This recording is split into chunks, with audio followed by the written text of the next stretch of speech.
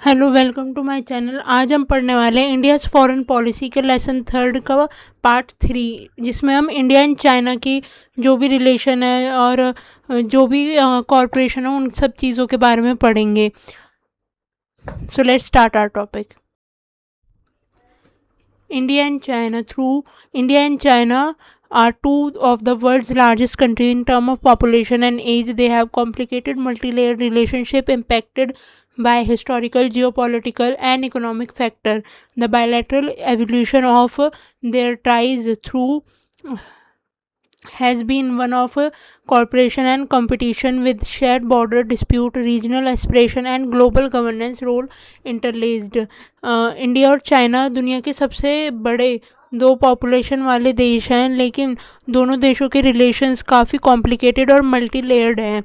इनके जो संबंध है वो हिस्टोरिकली, जियोपॉलिटिकली और इकोनॉमिक फैक्टर से इन्फ्लुएंस होते हैं। दोनों देशों के बीच कॉरपोरेशन भी है और कंपटीशन भी है। बॉर्डर डिस्प्यूट, रीजनल इन्फ्लुएंस और ग्लोबल पॉलिटिक्स की वजह से इनके जो रिलेशन है वो हमेशा सेंसिटिव ही रहते हैं। Second is corporation and competition together. India और चाइना के रिलेशन में एक साथ पार्टनरशिप और राइवलरी दोनों देखने को मिलती है। एक तरफ दोनों कंट्रीज़ ट्रेड और इंटरनेशनल ऑर्गेनाइजेशन में साथ काम करती है, वहीं दूसरी तरफ बॉर्डर इश्यूज और स्ट्रेटेजिक कंपटीशन में भी मौजूद है। इंडिया और चाइना की कल्चरल और इकोनॉमिक रिलेशन बहुत पुराने समय से चले आ रहे हैं। एग्जाम्पल के लिए सिल्क रूट ट्रेड, बुद्धिज़्म का स्प्रेड और इंटेलेक्चुअल एक्सचेंजेस। बुद्धिज़्म इंडिया से चाइना गया, जिससे दोनों देशों के जो कल्चरल रिलेशन है वो काफ़ी मजबूत हुए।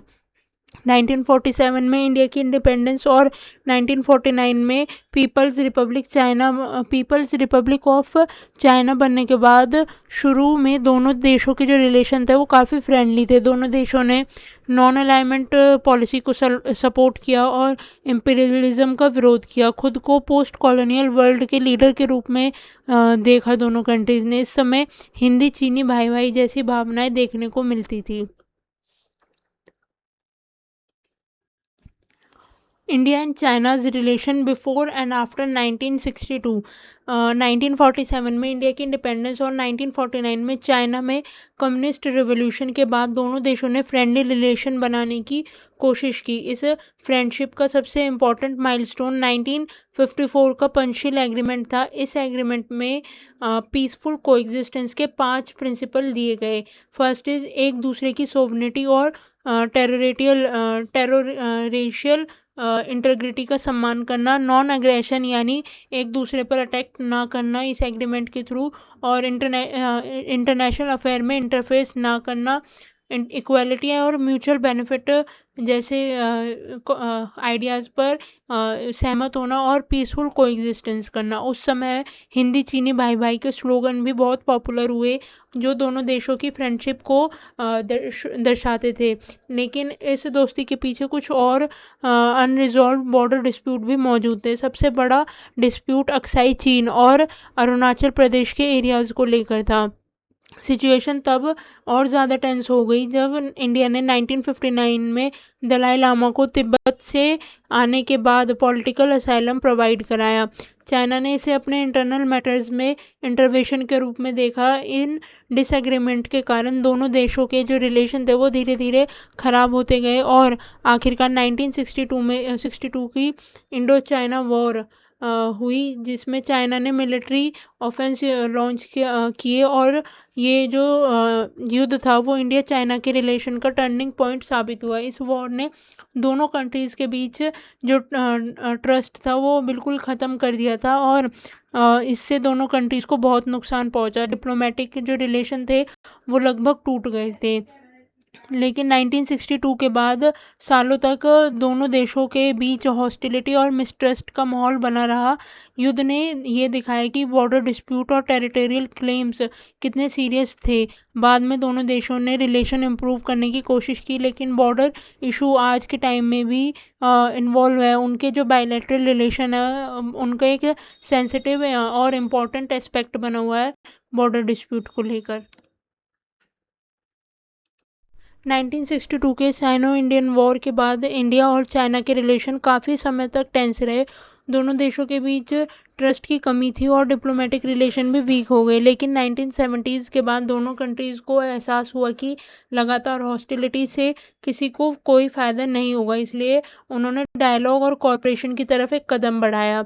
1976 में डिप्लोमेटिक रिलेशन को ऑफिशियली रिस्टोर किया गया, जिससे दोनों देशों के बीच कम्युनिकेशन और पॉलिटिकल कॉन्टैक्ट जो है दोबारा शुरू हुए। इसके बाद हाई लेवल विजिट्स हुई और कॉन्फिडेंस बिल्डिंग मेजर CBMs अपनाए गए ताकि दोनों तरफ का भरोसा बढ़ सके।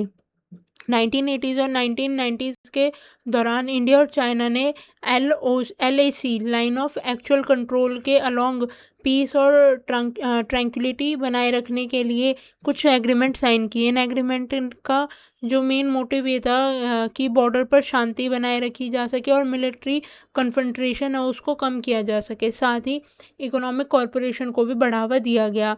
इकोनॉमिक रिलेशन में काफ़ी प्रोग्रेस हुई और दोनों देशों के बीच जो ट्रेड है वो काफ़ी ज़्यादा बढ़ गया था। चाइना इंडिया का एक मेजर ट्रेडिंग पार्टनर बन गया है।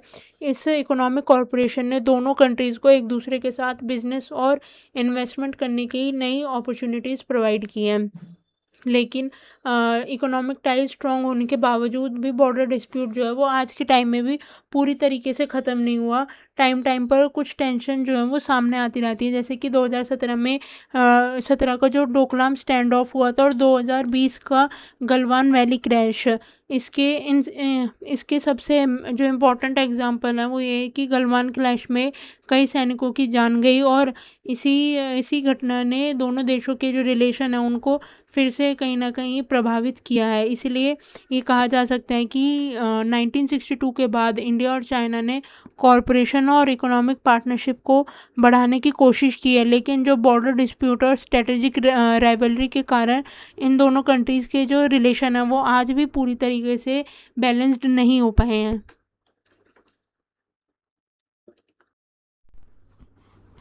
Strategic partnership and challenges. Corporation.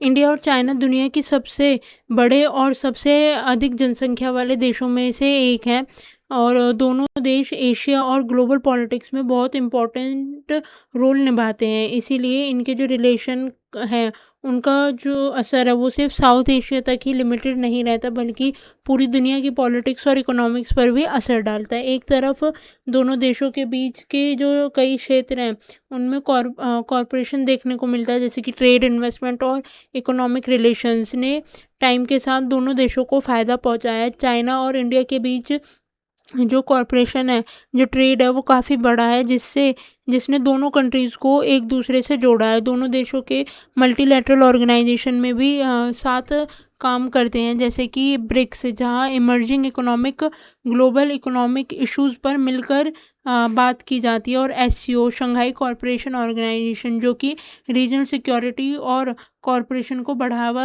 देने का काम करती है। इन फोरम्स के थ्रू इंडिया और चाइना ने climate change, sustainable development, global economic recovery और इंटरनेशनल कॉरपोरेशन जैसे जो मुद्दे हैं उन पर मिलकर काम किया है। दोनों देश एक मल्टीपोलर वर्ल्ड ऑर्डर को प्रमोट करना चाहते हैं, जहां पर पावर सिर्फ एक या दो कंट्रीज़ के पास ना हो, बल्कि कई देशों के पास पावर हो। लेकिन कॉरपोरेशन के साथ साथ कई चैलेंजेस भी मौजूद हैं। सबसे बड़ा चैलेंज है बॉर्डर डिस्प्यूट, जो लाइन ऑफ एक्चुअल कंट्रोल पर कई बार स्टैंड ऑफ और मिलिट्री टेंशन देखने को मिलता है। ये डिस्प्यूट दोनों देशों के बीच भरोसे को कमज़ोर करते हैं। इसके अलावा चाइना का साउथ एशिया में बढ़ता हुआ इन्फ्लुएंस और उसकी belt and road initiative project भी इंडिया के लिए एक इम्पॉर्टेंट कंसर्न है। इंडिया को लगता है कि कुछ BRI यानी कि बेल्ट रोड इनिशिएटिव प्रोजेक्ट्स उसके स्ट्रेटेजिक और टेरिटोरियल इंटरेस्ट को प्रभावित कर सकते हैं। इसलिए इंडिया का मानना है कि जो ये BRI इनिशिएटिव है ये इंडिया के लिए जो सिक्योरिटी है उसके लिए, एक्सटर्नल सिक्योरिटी के लिए एक थ्रेट हो सकती है आगे चलकर।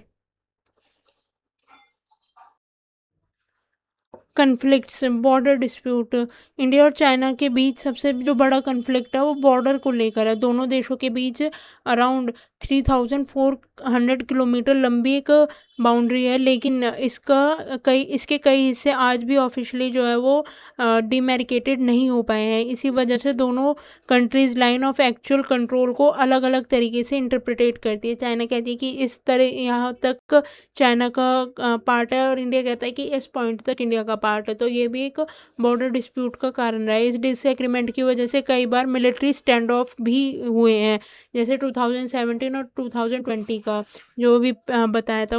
वो बॉर्डर डिस्प्यूट जो है वो इंडिया और चाइना की जो बीच का जो ट्रस्ट है उसको कहीं ना कहीं कमज़ोर कर देते हैं। सेकेंड है स्ट्रेटेजिक राइवलरी। इंडिया और चाइना के बीच सिर्फ और सिर्फ बॉर्डर इशू ही नहीं बल्कि स्ट्रेटेजिक कंपटीशन भी बहुत ज़्यादा है। साउथ एशिया और इंडियन ओशन रीजन में दोनों देश अपना प्रभाव बढ़ाने की कोशिश करते हैं। चाइना की बेल्ट एंड रोड इनिशिएटिव के तहत कई इंफ्रास्ट्रक्चर प्रोजेक्ट चल रहे हैं, और इंडिया को लगता है कि ये प्रोजेक्ट जो है इंडिया के स्ट्रेटजिक इंटरेस्ट और रीजनल इन्फ्लुएंस को चैलेंज कर सकते हैं। इसीलिए इंडिया ने BRI का जो समर्थन है वो नहीं किया। दूसरी तरफ चाइना भी इंडिया के बढ़ते हुए इंटरनेशनल पार्टनरशिप को ध्यान से देखता है, खासकर यूनाइटेड स्टेट्स, जापान और ऑस्ट्रेलिया के साथ जो इंडिया के बढ़ते स्ट्रेटेजिक रिलेशन है क्वाड के थ्रू। उसमें चाइना अपनी सिक्योरिटी और रीजनल इन्फ्लुएंस के लिए एक थ्रेट के रूप में देखता है। इंडिया और चाइना के जो संबंध की सबसे बड़ी विशेषता ये है कि दोनों देशों के बीच कॉरपोरेशन और कन्फ्लिक्ट एक साथ ही मौजूद है। एक तरफ ट्रेड, ब्रिक्स और SCO जैसे प्लेटफॉर्म्स पर उनको प्रमोट करता है, और दूसरी तरफ बॉर्डर डिस्प्यूट और स्ट्रेटेजिक राइवलरी भी जारी रहती है। लेसन 3 हमारा यहीं पर ख़त्म होता है। इसके बाद एग्ज़ाम के पर्सपेक्टिव से जो भी इम्पोर्टेंट टॉपिक है मैं उसको जल्दी से जल्दी कवर करने की कोशिश करती हूँ। और अगर आपको वीडियो यूज़फुल लगी है तो वीडियो को लाइक करें, चैनल को सब्सक्राइब करें और अपना फीडबैक कमेंट सेक्शन में ज़रूर दें, और वीडियो को शेयर करें। Thank you.